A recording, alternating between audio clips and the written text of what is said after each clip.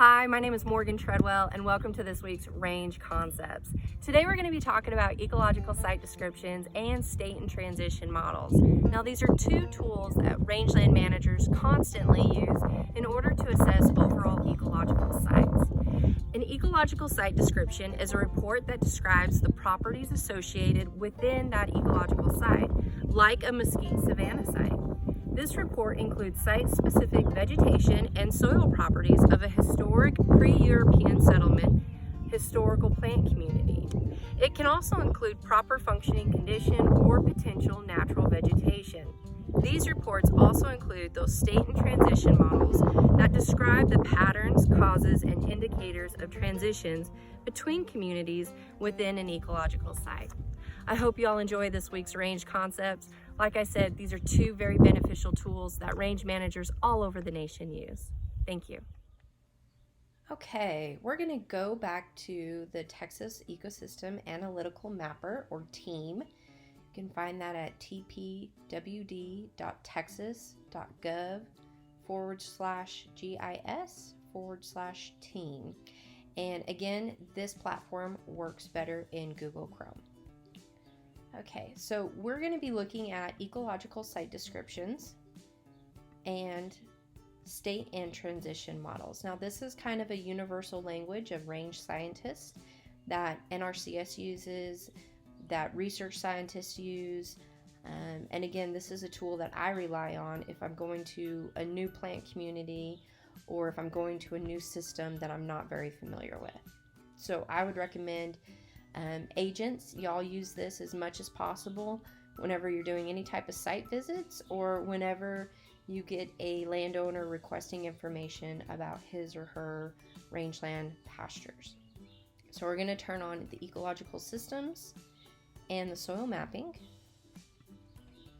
We're going to go to identify and turn the counties, systems, and soil mapping also on. We're going to zoom in a little bit more, still working in this Cristobal area.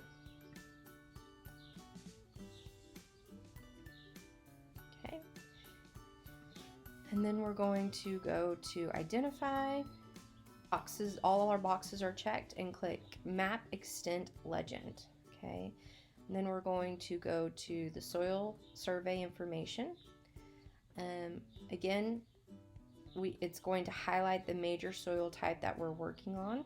Okay, so this Angelo clay loam soil type is one of the predominant sites.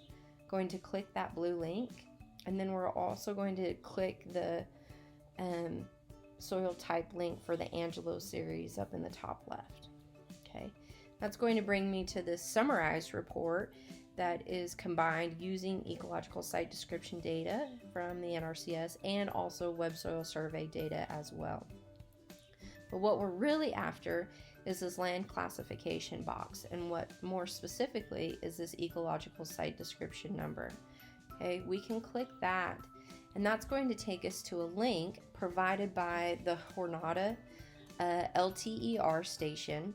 And this is our ecological site description. Now, an ESD, again, is a report based on different defining features of that particular system. So climate, water, soil, vegetative, ecological, everything. It's got everything on here. And you can see on the map, if we click to explore the map more, we can zoom in and we can see how much of each state is devoted to this ecological site. And the ecological site that we're working on is a clay loam series, okay?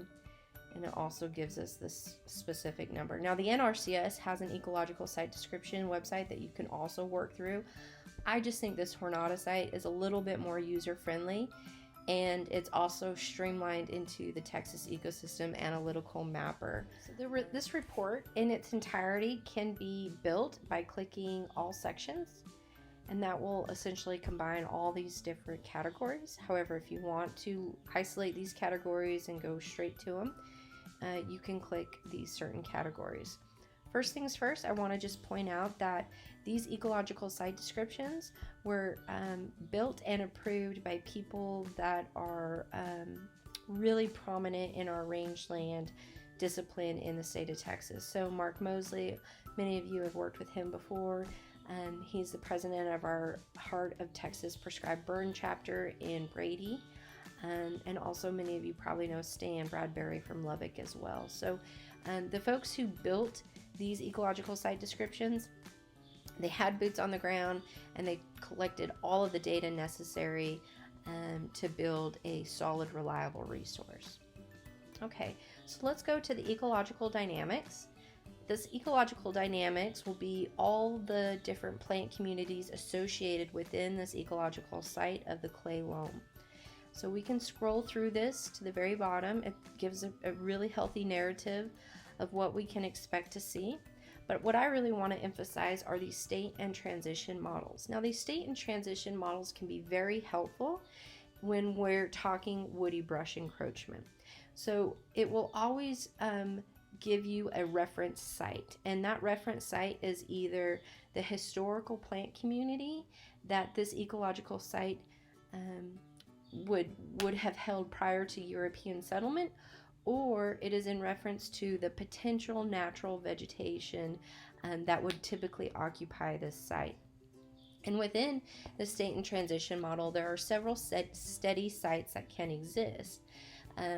The point being, though, that these steady sites can cross a threshold and transition to other steady sites that are probably less desirable and a major departure from what that historical plant community or reference site used to be. So, for example, in this steady site, we have a grassland that can slowly become a mesquite shrubland dominated by mesquite, prickly pear, and low vigor short grasses.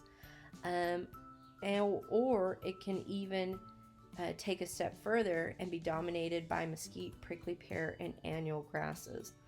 So this kind of gives you an indicator of what a site is capable of looking like in terms of its plant communities if certain management cues are established. So for example, overgrazing.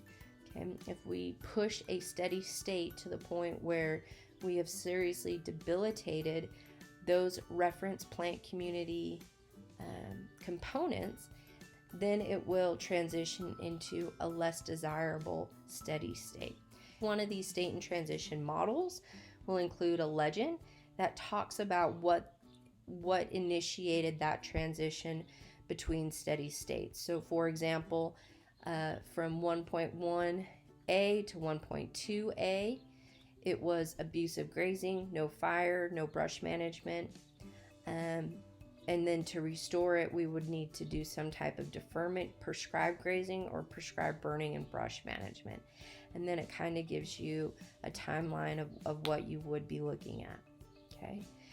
And then it also talks about these steady states and what type of plants, specific plants, you would expect to find within these steady states. And it also includes some pictures as well. So it talks about the herbaceous component of grasses and grass-like plants, and also the production value associated with those different plant types. So within this steady state of a grassland within a clay loam site, ecological site, we would expect to see a representative value of forage production of around 1,400 pounds. Now that can vary based on a dry year or a wet year, anywhere from 900 pounds to 1,500 pounds, right around 1,500 pounds. It will also provide you what that plant community growth curve is going to look like. So obviously this site is dominated by warm season grasses, and so we're going to see peak production occur primarily around June. Now, all of that is going to change when we go into a different steady state. And so, for example, if we are in more of a short grass or shrub community dominated steady state, this would be what we would expect to find. Okay, this is how the production values would change, and this is how the plant community growth curve would also change. Okay, it talks about crossing pathways to go between those different transitional states. Okay, And then it also talks about what we would expect to see once a threshold has been crossed and we are now in a dominated shrubland state. So this would be the mesquite, prickly pear, shortgrass community state. And we can again find all that same information of the plant community growth curve and as well as the production values. Okay, so that kind of sums up our state and transition models. There's definitely a lot more science to it than what I just described, but I think that is how it could probably be most useful and applicable for our extension agents.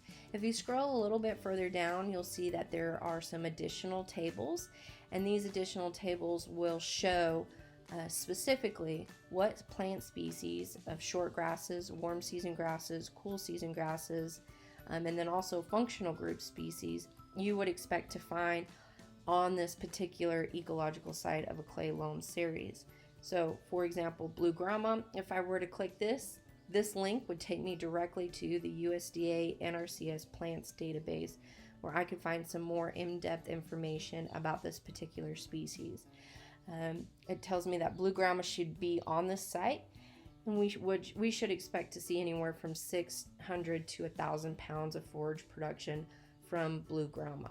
Okay, now this is really helpful because this is where we can expect to see some comparisons, some similarities, or some departures between what type of plant community we're at now versus what it should have looked like as a reference state or as a potential to aim for in terms of vegetation and plant community indices. Okay, so that's probably one of my most favorite components of the ecological site description, is that vegetative data that can be very helpful as well. Again, if I wanted to look at all sections, I would click that all sections link. It would build that report in its entirety. If I wanted to print certain pieces of this report, but not necessarily all of it, I could do that as well just by checking these boxes of what sections to print and what to focus on. Okay, so those are our ecological site descriptions. I hope you enjoyed it. I hope you found something useful. Again, I think working from the team platform is probably the most straightforward way to tackle ecological site descriptions. Again, this is useful information if you are going to a site visit with a producer, or if you are contemplating a research demonstration site and your overall goal is to reduce brush on that site and to figure out whether or not these steady states can be altered and can transition back to the reference historical plant community site. Again, really helpful tools that many rangeland managers use, particularly the NRCS, but also our range specialists at Texas A&M AgriLife Extension also thoroughly relies on our ecological site descriptions. And again, this is a large component of what we teach in our 4-H range contest as well. So I hope you enjoyed it, and again, please let me know if you have any comments or concerns or questions regarding this week's range concepts, or if you would like to put in any requests for next week's video. Thank you.